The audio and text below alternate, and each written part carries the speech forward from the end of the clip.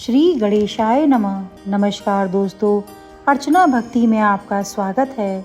दोस्तों, यदि आपको हमारी कथाएं पसंद आती हैं तो हमारे चैनल को लाइक करें, सब्सक्राइब करें, कमेंट में श्री गणेशाय नमः लिखकर हमारा मनोबल बढ़ाएं। दोस्तों, आज हम आपके लिए वैभव लक्ष्मी व्रत की कथा को कहेंगे। किसी शहर में अनेक लोग रहते थे। सभी अपने अपने कामों में लगे रहते थे। किसी को किसी की परवाह नहीं थी। भजन कीर्तन, भक्ति भाव, दया, माया, परोपकार जैसे संस्कार कम हो गए। शहर में बुराइयां बढ़ गई थीं। शराब, जुआ, व्यभिचार, चोरी डकैती जैसे गुनाह शहर में होते थे। इनके बावजूद शहर में कुछ अच्छे लोग भी रहते थे। ऐसे ही लोगों में शीला और उनके पति की गृहस्थी मानी जाती थी। शीला धार्मिक प्रकृति की और संतोषी स्वभाव वाली थी। उनका पति भी विवेकी और सुशील था। शीला और उसका पति कभी किसी की बुराई नहीं करते थे और प्रभु भजन में अच्छी तरह समय व्यतीत कर रहे थे। शहर के लोग उनकी गृहस्थी की सराहना करते थे। देखते ही देखते समय बदल गया। शीला का पति बुरे लोगों से दोस्ती कर बैठा। अब वह जल्द से जल्द करोड़पति बनने के ख्वाब देखने लगा, इसलिए वह गलत रास्ते पर चल पड़ा। फलस्वरूप वह रोडपति बन गया, यानी रास्ते पर भटकते भिखारी जैसी उसकी हालत हो गई थी। शराब, जुआ वगैरह बुरी आदतों में शीला का पति भी फंस गया। दोस्तों के साथ उसे भी शराब की आदत हो गई। इस प्रकार उसने अपना सब कुछ रेस जुए में गंवा दिया। शीला को पति के बर्ताव से बहुत दुख हुआ, किंतु वह भगवान पर भरोसा कर सब कुछ सहने लगी। वह अपना अधिकांश समय प्रभु भक्ति में बिताने लगी। अचानक एक दिन दोपहर को उनके द्वार पर किसी ने दस्तक दी। शीला ने द्वार खोला तो देखा कि एक मांझी खड़ी ही थी। उसके चेहरे पर अलौकिक तेज निखर रहा था। उनकी आंखों में से मानो अमृत बह रहा था। उसका भव्य चेहरा करुणा और प्यार से छलक रहा था। उसको देखते ही शीला के मन में अपार शांति छा गई। शीला के रोम रोम में आनंद छा गया। शीला उस मांझी को अंदर घर के बाहर से अंदर ले आई। घर में बिठाने के लिए कुछ भी नहीं था, अतः शीला ने सकुचाकर एक फटी हुई चादर पर उनको बिठाया। मांझी बोली, क्यों शीला, मुझे पहचाना नहीं? हर शुक्रवार को लक्ष्मी जी के मंदिर में भजन कीर्तन के समय मैं भी वहाँ आती हूँ। इसके बावजूद शीला कुछ समझ नहीं पा रही थी। फिर मांझी बोली, तुम बहुत दिनों से मंदिर नहीं आई, अतः मैं तुम्हें देखने चली आई। मांझी के अति प्रेम भरे शब्दों से शीला का हृदय पिघल गया। उसकी आंखों में आंसू आ गए और वह बिलक बिलक कर रोने लगी। मांझी ने कहा, बेटी, सुख और दुख तो धूप और छाँव जैसे होते हैं। धैर्य रखो, मुझे तेरी सारी परेशानी बताओ। मांझी के व्यवहार से शीला को काफ़ी संबल मिला और सुख की आस में उसने मांझी को अपनी सारी कहानी कह सुनाई।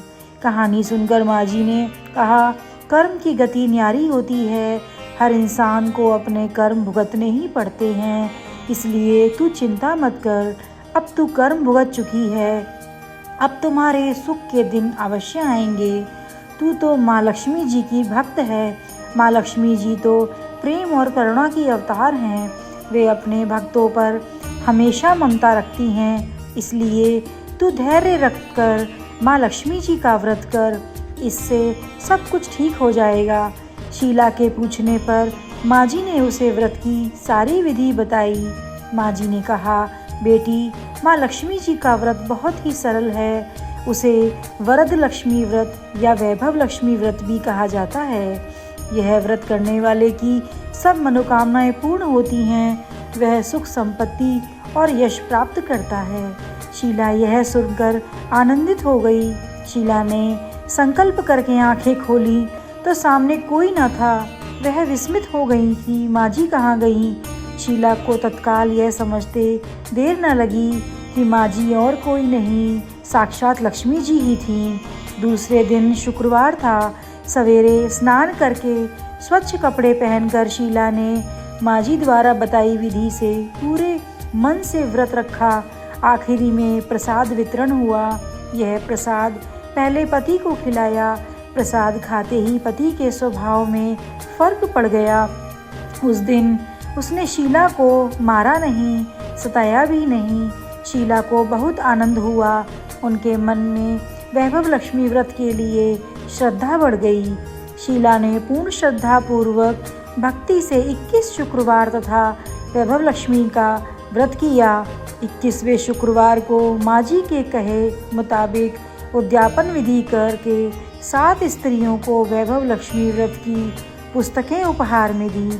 फिर माता जी ने धन लक्ष्मी स्वरूप की छवि को वंदन करके भाव से मन ही मन प्रार्थना करने लगी कि हे माँ धन लक्ष्मी, मैंने आपका वैभव लक्ष्मी व्रत करने की मन्नत मानी थी, वह व्रत आज पूर्ण किया है। हे माँ, मेरी हर विपत्ति दूर करो, हमारा सबका कल्याण करो। जिसे संतान न हो उसे संतान देना, सौभाग्यवती स्त्री का सौभाग्य अखंड रखना, कुंवारी लड़की को मनभावन पति देना। जो आपका यह चमत्कारी वैभव लक्ष्मी व्रत करे, उसकी सब विपत्ति दूर करना, सभी को सुखी करना। हे माँ, आपकी महिमा अपार है। ऐसा बोलकर लक्ष्मी जी के धन लक्ष्मी स्वरूप की छवि को प्रणाम किया। व्रत के प्रभाव से शीला का पति अच्छा आदमी बन गया और कड़ी मेहनत करके व्यवसाय करने लगा। उसने तुरंत शीला के गिरवी रखे हुए गहने छुड़ा लिए। घर में धन की बाढ़ सी आ गई।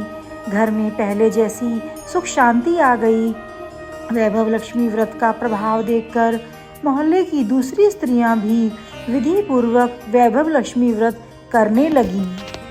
वैभव लक्ष्मी व्रत उद्यापन विधि 7, 11 या 21 जितने भी शुक्रवारों की मन्नत मांगी हो, उतने शुक्रवार तक यह व्रत पूरी श्रद्धा तथा भावना के साथ करना चाहिए। आखिरी शुक्रवार को इसका शास्त्रीय विधि के अनुसार उद्यापन करना चाहिए। आखिरी शुक्रवार को प्रसाद के लिए खीर बनानी चाहिए। जिस प्रकार हर शुक्रवार को हम पूजन करते हैं, वैसे ही करना चाहिए। पूजन के बाद माँ के सामने एक श्रीफल फोड़ें। फिर कम से कम 7 कुंवारी कन्याएं या सौभाग्यशाली स्त्रियों को कुमकुम का तिलक लगाकर माँ वैभव लक्ष्मी व्रत कथा की पुस्तक की एक एक प्रति उपहार में देनी चाहिए और सबको खीर का प्रसाद देना चाहिए। इसके बाद माँ महालक्ष्मी को श्रद्धा सहित प्रणाम करना चाहिए। फिर माता जी के धन लक्ष्मी स्वरूप की छवि को वंदन करके भाव से मन ही मन प्रार्थना करें कि हे माँ धन लक्ष्मी, मैंने आपका वैभव लक्ष्मी व्रत करने की मन्नत मानी थी, यह व्रत आज पूर्ण किया है। हे माँ, हमारी मनोकामना पूर्ण करें, हमारी हर विपत्ति को दूर करें, हमारा सबका कल्याण करें। जिसे संतान न हो उसे संतान देना, सौभाग्यवती स्त्री का सौभाग्य अखंड रखना, कुंवारी लड़की को मनभावन पति देना। जो आपका यह चमत्कारी वैभव लक्ष्मी व्रत करे, उनकी सब विपत्ति दूर करना, सभी को सुखी रखना। हे माँ, आपकी महिमा अपार है, आपकी जय हो। ऐसा बोलकर लक्ष्मी जी के धन लक्ष्मी स्वरूप की छवि को प्रणाम करें।